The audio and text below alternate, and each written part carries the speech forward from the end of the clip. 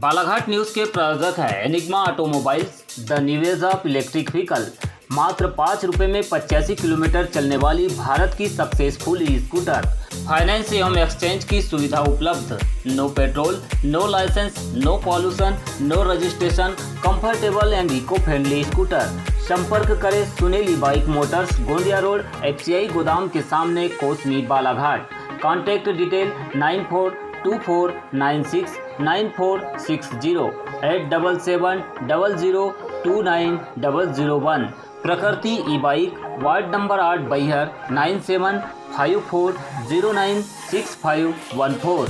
RK sports Lanji road Kirnapur 8305844659।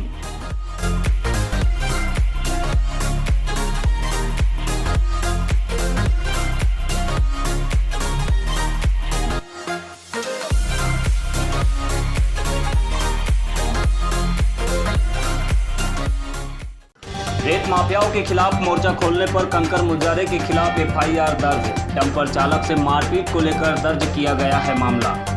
पूर्व सांसद के खिलाफ एकजुट हुए रेत कारोबारियों ने खोला मोर्चा, कहा अराजकता का माहौल बना रहे हैं पूर्व सांसद कंकर मुजारे।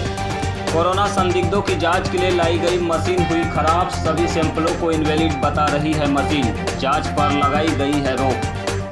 बालाघाट जनपद के चमरवाही ग्राम पंचायत में PM आवास योजना में भारी भ्रष्टाचार, सूची में दर्ज हितग्राही के बजाय किसी और को दिया गया लाभ। और वीरांगना रानी दुर्गावती के बलिदान दिवस पर बड़ादेव गुंडवाना आदिवासी विकास समिति ने किया गंगो पूजन। अब समाचार विस्तार से। बालाघाट जिले में रेत का मुद्दा फिर से गरमाया हुआ है। पूर्व सांसद कंकर मुजारे ने जब से इस मुद्दे पर ग्रामीणों के साथ मिलकर रेत माफियाओं के खिलाफ मोर्चा खोला, रेत कारोबार में लिप्त वैध और अवैध कारोबारियों में हड़कंप मच गया है। रेत माफिया न केवल वैनगंगा नदी बल्कि बावनथड़ी नदी, सोन नदी और बाग नदी के घाटों पर चैन माउंटेन से रेत निकालकर ट्रैक्टर और डंपरों के माध्यम से कारोबार कर रहे हैं। इसी को लेकर जब पूर्व सांसद कंकर मुजारे ने मोर्चा खोला तो मामला और भी गर्मा गया है। पुलिस इस मामले में कंकर मुजारे सहित अन्य 11 अज्ञात लोगों पर खैरलांजी थाने में अपराध दर्ज कर चुकी है। आरोप है कि खैरलांजी के गुनई रेत घाट में पूर्व सांसद कंकर मुजारे ने अपने कुछ कार्यकर्ताओं के साथ मिलकर डंपर चालकों से मारपीट की है। इस मामले में अभी तक एक की गिरफ्तारी हुई है और गाड़ी जब्त कर ली गई है। आपको बता दें कि पूर्व सांसद कंकर मुजारे ग्रामीणों के साथ रेत घाट का दौरा कर अवैध उत्खनन और परिवहन को लेकर लगातार आवाज उठा रहे हैं। साथ ही जिला प्रशासन को इस बारे में कई बार शिकायतें भी कर चुके हैं, लेकिन प्रशासन ने इन रेत घाटों पर कभी भी झांक कर नहीं देखा, जिसके फलस्वरूप अब उन्हें स्वयं ही मैदान में उतरकर रेत माफियाओं के खिलाफ मोर्चा खोलना पड़ा। लिहाजा उनके खिलाफ कुछ डंपर चालकों और रेत कारोबार से जुड़े लोगों ने शिकायत कर दी, जिस पर धारा 147, 148, 294, 323, 327 और 506 का मामला दर्ज किया गया है। पुलिस इस मामले में पूर्व सांसद की गिरफ्तारी को लेकर तलाश में जुट गई है, जिससे ग्रामीणों में माफियाओं के खिलाफ और भी आक्रोश भड़क गया है।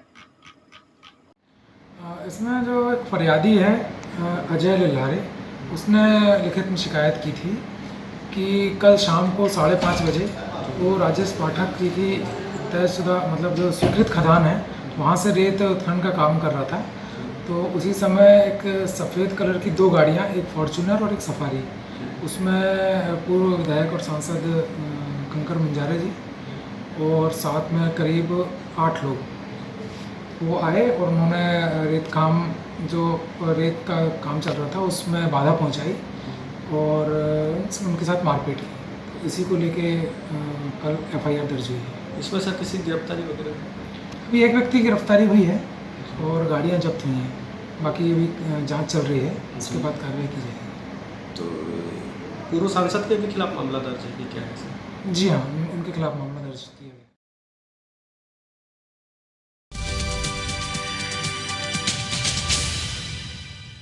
बालाघाट जिले में पिछले कुछ माह से पूर्व सांसद कंकर मुजारे के द्वारा ग्रामीणों के साथ मिलकर लगातार कई रेत घाटों में जाकर अवैध उत्खनन से लेकर अवैध परिवहन को लेकर आवाज़ उठा रहे हैं।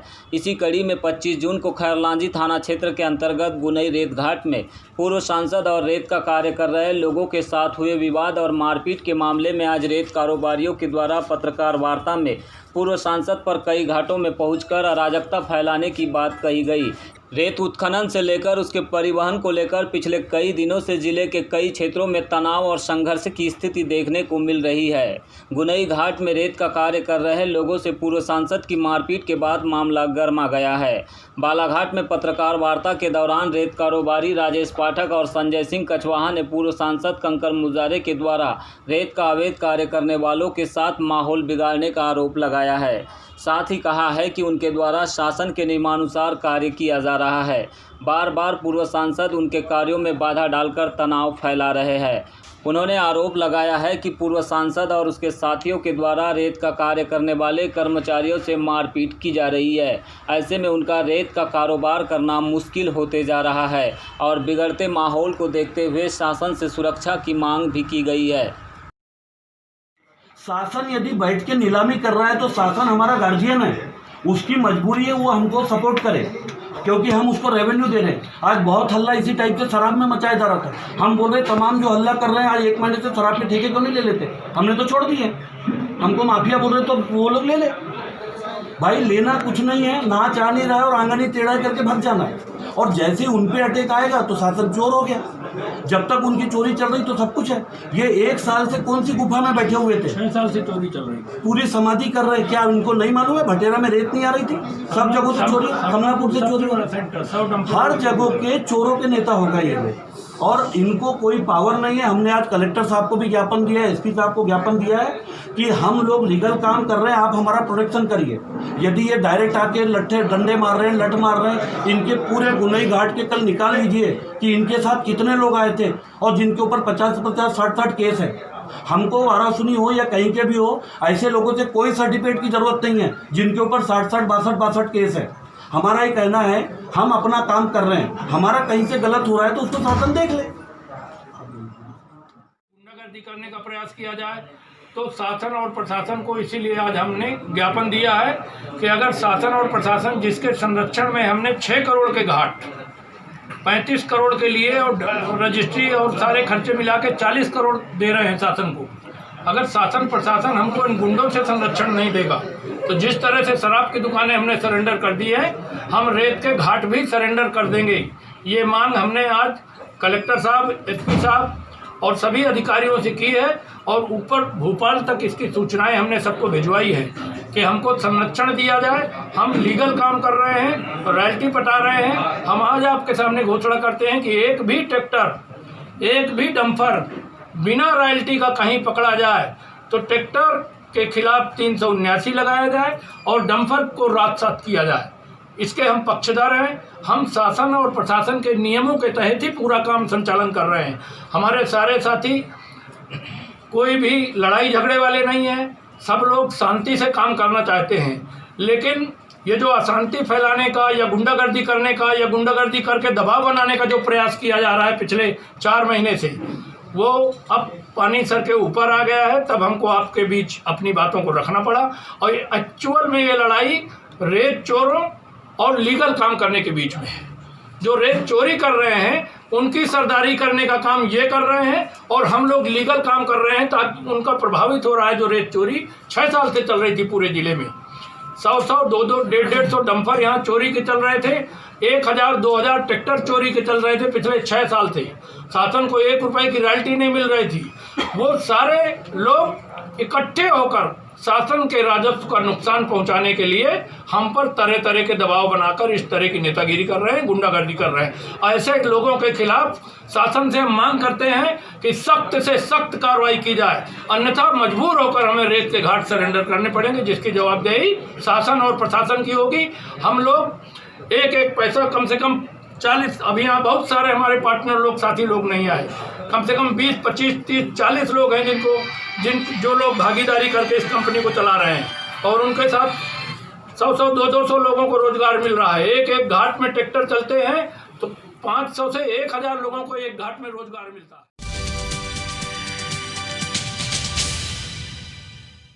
जिला अस्पताल बालाघाट में कोविड-19 की जांच को लेकर लगाई गई मशीन खराब हो गई है, जिससे यहां पर अब कोरोना संक्रमितों की जांच होना संभव नहीं लग रहा है। जिले में कई मरीजों के सैंपल डंप होते देख फिर से अब कोरोना संदिग्धों की जांच जबलपुर पर निर्भर हो गई है। बताया जा रहा है कि मशीन कोरोना जांच सैंपल की रिपोर्ट को पॉजिटिव या निगेटिव बताने की जगह इनवैलिड बता रही है। बुधवार को 1-2 नहीं बल्कि 4 से 5 सैंपल इनवैलिड बताने पर लैब के कर्मचारियों में हड़कंप मच गया, जिसकी सूचना उन्होंने तत्काल लैब प्रभारी डॉक्टर ए के जैन को दी, जिन्होंने तत्काल टेस्टिंग पर रोक लगा दी है। वहीं जिला कलेक्टर एवं शासन को भी इस बारे में सूचना भेज दी गई है। इस पूरे मामले पर डॉक्टर ए के जैन ने बताया कि बुधवार को 8 सैंपल टेस्टिंग के लिए मशीन में डाले गए थे, जिसमें से 4 सैंपलों की टेस्टिंग पूरी हो चुकी है। वहीं 4 सैंपल लगातार इनवैलिड आए हैं। कभी कभी एक सैंपल खराब होने से मशीन इनवैलिड बता सकती है, पर सभी सैंपल इनवैलिड बताए जा रहे हैं, इसलिए रोक लगा दी गई है।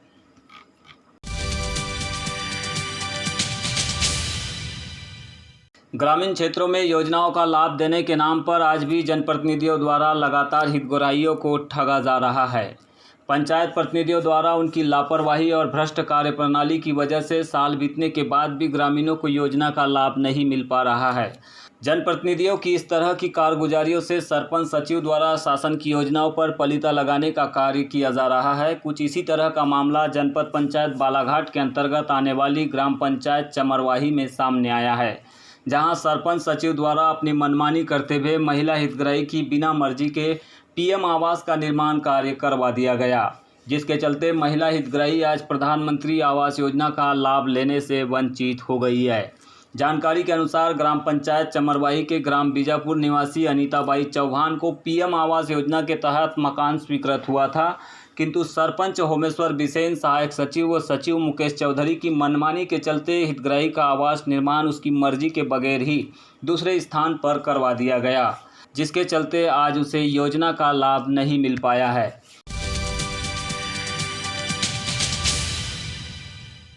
और खबरों के अंत में प्रतिवर्षानुसार इस वर्ष भी जय बड़ादेव गोंडवाना आदिवासी विकास समिति भरवेली के तत्वावधान में गोंडवाना की गौरव वीरांगना रानी दुर्गावती जी का बलिदान दिवस मनाया गया, जिसमें संस्था के अध्यक्ष मुकेश सयाम के द्वारा प्रकृति शक्ति फड़ापेन का गोगो करके पश्चात वीरांगना रानी दुर्गावती के छायाचित्र में माल्यार्पण कर आदरांजलि अर्पित की गई।